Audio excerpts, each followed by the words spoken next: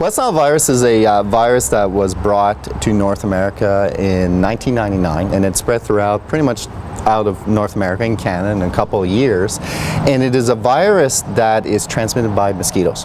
Okay.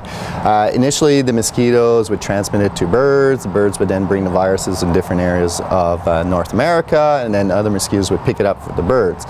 And the issue is that there are certain mosquito species, the ones that belong to a genus called Culex, that can actually transmit it to humans. Okay.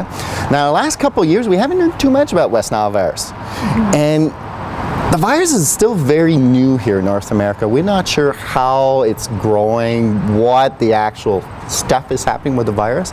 But out in the Middle East and in Africa, where that virus originates, what we notice is that there are certain times where suddenly you get a flare up of the disease. You get a whole bunch of people that get infected by it, and then you got a few years you don't hear about it. So maybe what we're hearing now and what we're seeing now is this flare up of this disease.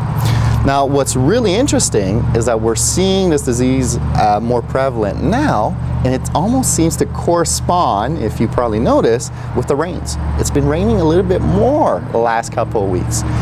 And because it's been raining a little bit more, we get these pools of water, right, in our cities, whether it be in people's backyards and ditches that have formed, and they've been around long enough for the mosquitoes to be able to reproduce.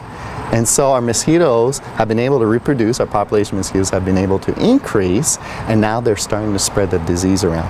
I actually heard that West Nile virus was a bit prevalent in southern United States and central United States a couple weeks ago. So I'm not surprised that we're starting to see human cases right now, and human cases, we'll probably see them throughout the month of August. So it's really, really important now that people protect themselves from mosquitoes. If you don't get bitten, you can't really get West Nile virus.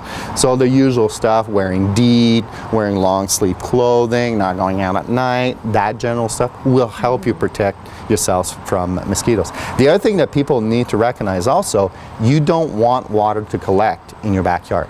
So you have the old kiddie pool, dump the water out, okay? If you have a bird bath, it's okay for a day, but change the water every 2-3 days, because that's where the mosquitoes will reproduce, where the larvae will be.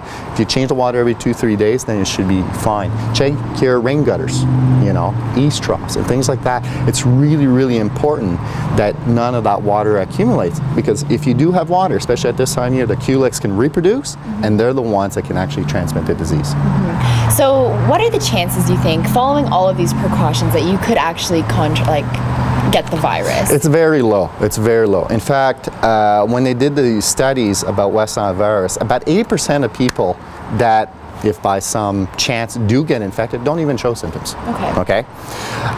The remainder portion, about 20%, will develop flu-like symptoms. So flu, you know, ache, chills, pains, a runny nose, a little fever. And most of them won't have any more than those symptoms. After a week, you're fine. The problem is about 1 out of every 150 individuals, less than 1% of the population, will develop some severe symptoms. Encephalitis, inflammation of the brain. They can also have severe neurological diseases.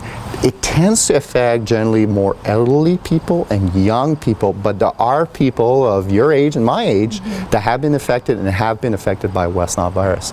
So that's what we need to be careful. We need to be careful not to get bitten, and just to make sure that you don't get the virus. But for most people, the symptoms are quite minor. But unfortunately, there are people, just by some bad luck, they will have those symptoms. And that's what we need to be careful, that we continue our monitoring program. Like the government is doing that, the health units are doing that, continue our monitoring program to see if incidences of that virus is increasing, so that we can then tell the public, you know what, be very careful at this time of year. Now, if any of our viewers or any of our visitors do have questions about West Nile virus, who should they contact? They should contact the health units. The health units of your area are responsible in monitoring West Nile virus. A lot of them have very good information on the website. So contact your health unit. They will know what is happening with that virus and how is it spreading in your area. Is that the same as if you find a dead bird? I know that there's a correlation there. So if you do find a dead bird, is it best to contact the health unit? Yes, the health unit. Now, when we say dead birds, we're talking about crows. Okay. Not a little chickadee. Okay. So we're looking at crows. They are targeting mainly crows and ravens. If you do find one in your backyard that's dead, do contact your health unit and they will let you know what to do with that. Great. Well, thank you very much, Bruce. You're welcome.